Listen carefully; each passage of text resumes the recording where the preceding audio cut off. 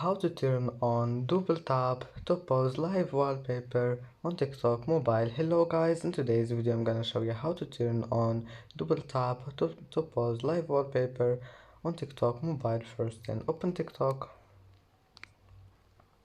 and then click profile, and here in the top corner you will find these three lines, and then click settings and privacy, and now just scroll down until you find this one here, wallpaper. Click on it, and here you will find the settings in the top corner. Click on it, and if you want to enable it, all you need to do is just click on it, and as you see, that's it.